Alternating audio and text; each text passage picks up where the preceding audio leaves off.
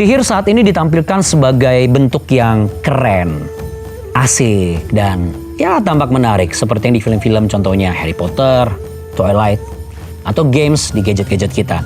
Atau bahkan seperti di film-film serial di lokal kita ya, bagaimana seekor binatang bisa menjadi sosok yang begitu rupawan. Artinya apa? Kita sedang digiring untuk percaya bahwa sihir itu memang mampu loh membuat kita memiliki kekuatan lebih layaknya superhero, namun dalam jenis yang lain. Pertanyaannya, apakah benar sihir itu memang keren dan sihir tidak berbahaya? Atau jangan-jangan itu adalah jebakan? Bersama saya Pastor Andi Othniel, apa kata Alkitab tentang sihir?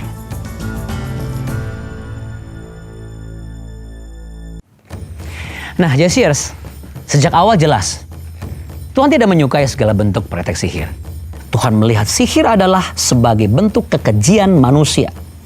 Tuhan sangat cemburu pada manusia yang menyembah Allah lain, apalagi melakukan praktek sihir. Jesiers, sejak awal Tuhan sudah memperingatkan orang Israel untuk menjauhi sihir sebelum mereka memasuki tanah perjanjian atau Promised Land. Pada Ulangan pasal 18 ayat 9 hingga 14, Tuhan jelas sekali memberikan larangan pada orang Israel dengan tegas agar menjauhi yang namanya beragam praktek sihir seperti tukang tenung, tukang ramal, ahli mantra, dan bentuk-bentuk praktek sihir lainnya. Dan memang Tuhan perlu menyampaikan ini sebagai peringatan karena bangsa-bangsa yang mendiami tanah perjanjian sebelumnya itu, mereka bangsa-bangsa yang masih menganut kepercayaan mistis kuno dan mempraktekkan yang namanya okultisme.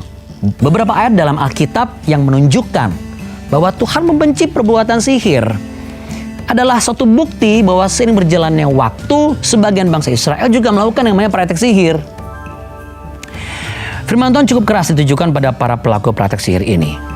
Bagaimana Tuhan akan menantang dan melenyapkan seseorang jika ia berpaling pada roh-roh kegelapan. Yuk kita buka kata Alkitab di Imamat pasal 20 ayat 6. Tertulis di sini firman Tuhan berkata bahwa orang yang berpaling kepada arwah atau kepada roh-roh peramal, yakni yang berzinah dengan bertanya kepada mereka, aku sendiri, yaitu Tuhan Allah sendiri, yang akan menentang orang itu dan melenyapkan dia dari tengah-tengah bangsanya.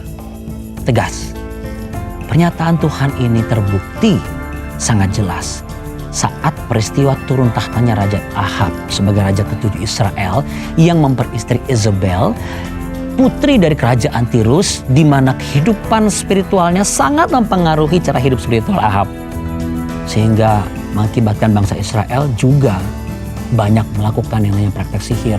Dan ketika Tuhan sudah bosan, sudah muak bahkan dengan perilaku Ahab dan Isabel ini, maka Tuhan menjatuhkan hukuman pada pasangan pemuja sihir ini. Dalam 2 Raja-Raja pasal 9 ayat 22 tertulis di sana bagaimana Isabel mati dengan sebagian dari tubuhnya dimakan anjing. Dan sisa-sisa darah Raja Ahab yang gugur di pertempuran juga dijilati anjing. Dalam 1 Raja-Raja pasal 22-38 jelas sebagai hukuman Allah. Nah, selanjutnya ketika Raja Ahab ada Raja Hosea. Namun dalam zaman Raja Hosea ini, sayangnya Raja Hosea berubah setia daripada Allah. Sehingga ketika Raja Asyur menaklukkan Samaria, kerajaan Israel dan bangsa Israel lenyap. Kenapa? Hal itu juga karena Tuhan melihat bahwa orang Israel telah melakukan tenung dan peramalan. Kita buka selanjutnya 2 Raja-Raja pasal 17 ayat 17. Bentuk peramalan seperti apa sih? Tenung seperti apa? Kita lihat sama-sama. Demikian bunyi firman Tuhan. Tambahan pula mereka mempersembahkan anak-anaknya sebagai korban dalam api dan melakukan tenung dan telaah dan memperbudak diri dengan melakukan yang jahat di mata Tuhan sehingga mereka menimbulkan sakit hatinya.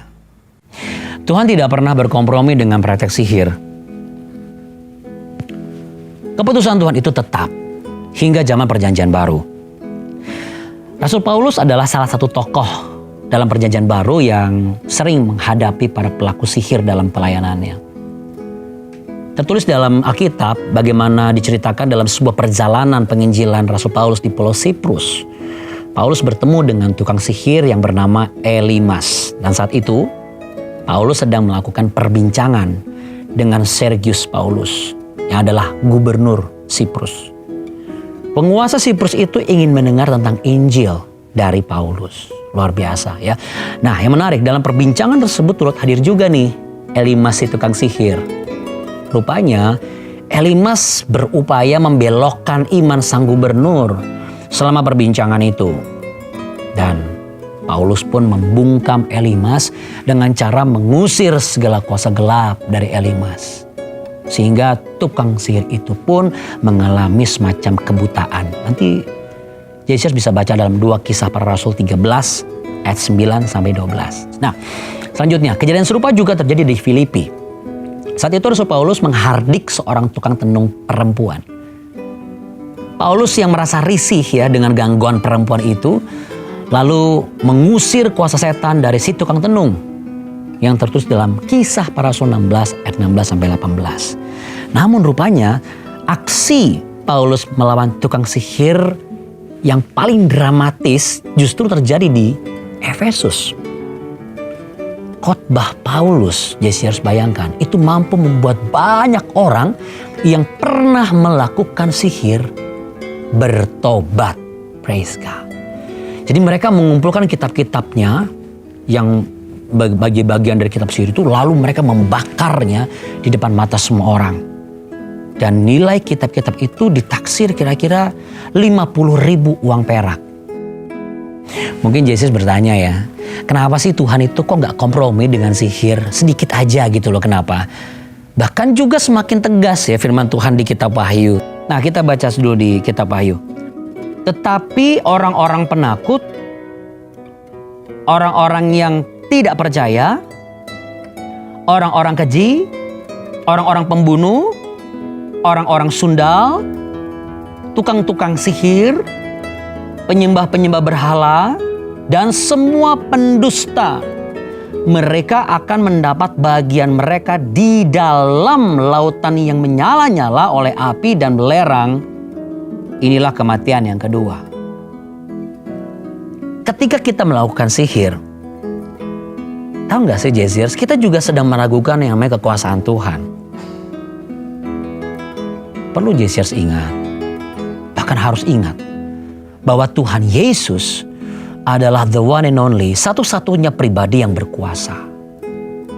Dialah Alfa dan Omega, pencipta segalanya, yang awal dan yang akhir. Jadi, kenapa kita harus bergantung pada kuasa gelap? Bahkan kita rela menyerahkan hidup kita kepada si jahat yang adalah bapa segala pendusta. Padahal firman Tuhan jelas mengatakan, masa depanmu sungguh ada dan harapanmu tidak akan hilang di dalam Tuhan. Amsal 23 ayat 18. Ayat 19 saya tambahkan ya, hai anakku, dengarkanlah dan jadilah bijak. Tujukanlah hatimu ke jalan yang benar, dan Tuhan Yesus adalah jalan yang benar.